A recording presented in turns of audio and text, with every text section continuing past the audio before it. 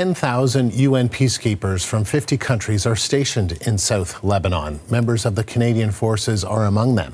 The force has been there since 1978, tasked with patrolling the area along the Israel border. Today, the head of UN peace operations said contingency plans are in place to ensure their safety in the event of a larger conflict. We've been working very hard on several scenarios.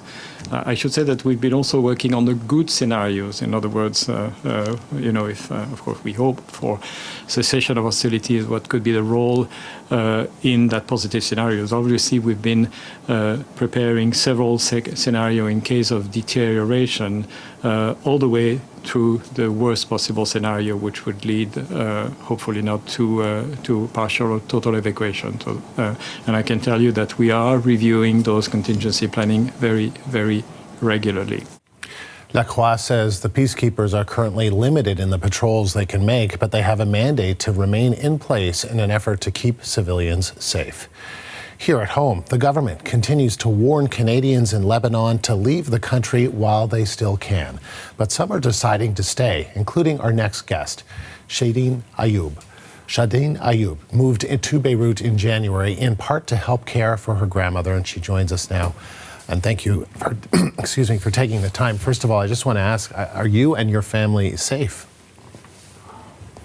Hi, Andrew, and thank you for having me. Yes, we are safe. We're considered to be in a safe area, but as of the last week, as you're aware, there's been a lot of civilian bombings. So at this point, it's really hard to say or determine, what the future holds. But in technicalities, yes, we are considered to be in a safe area for the time being. And I understand you've chosen not to leave Beirut despite the warnings from the Canadian government. Why are you staying? Well, it's very simple. I don't consider myself to be any more human than the population, that's living here. We have grown on each other, and the people here are so kind and so hospitable. So I figured I would stay and stick around and help wherever I can. And how are you doing that? How are you helping out?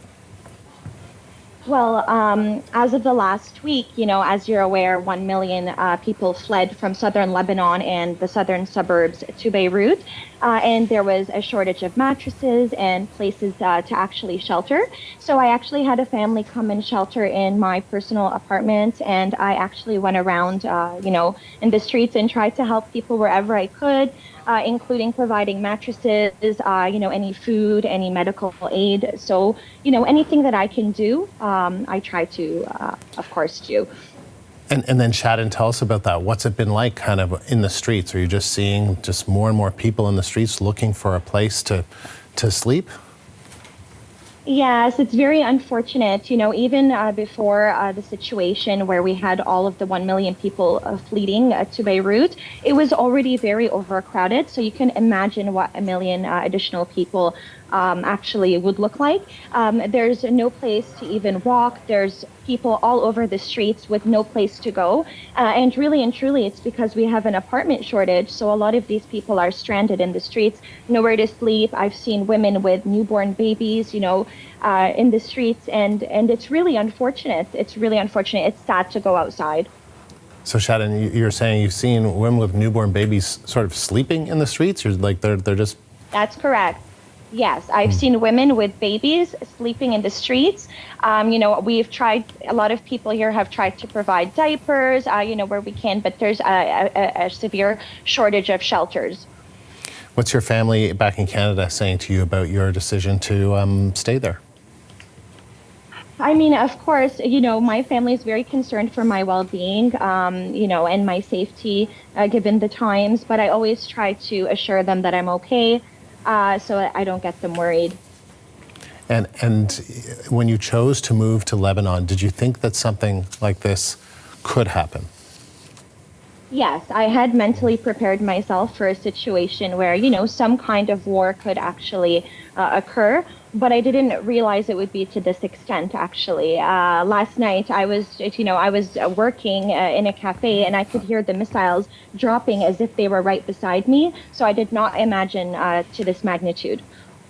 So, and you say you're in a safe area, and can you describe a little bit about that in terms of what that was like? You're in a cafe, and then what happens? Yes, just to let you know, so the area I was in was a very safe area. It's actually a Christian majority area. So usually the Christian majority areas are supposed to be the safe zones. And we're sitting in a cafe and we're just working, and you just hear loud missiles. And actually later they discovered they were phosphorus bombs, and everybody was panicking. And it sounded, I swear, there were 6 bombs, and I felt like one of them was going to go off beside me because they were just getting closer and closer. What did you do? Well, we picked up our stuff and we ran, and the owners of the cafe are like, do you want us to come with you so you can go home to make sure you're safe? What can you really do in that situation, Andrew? It was really scary. And how's your grandmother? I understand that was the main reason why you went right in the first place, to kind of help her out. Yeah. Yes, my grandmother as well, but we have been exposed to Israeli terrorism for the entirety of my grandmother's life, so it's all they really know. A lot of the people here are used to it in a really twisted way and almost desensitized, so they try to live in today and kind of worry about tomorrow when tomorrow comes. And what about you? What would make you come back to Canada? What would make me come back to Canada is if I felt that, this country was it was beyond, livable, and you wouldn't be able to remain because, there was just so much bombings. Like right now, they are bombing civilian areas, but there are still a few areas left that haven't been bombed. Shaden, thank you. Shaden Ayoub joining us from Beirut.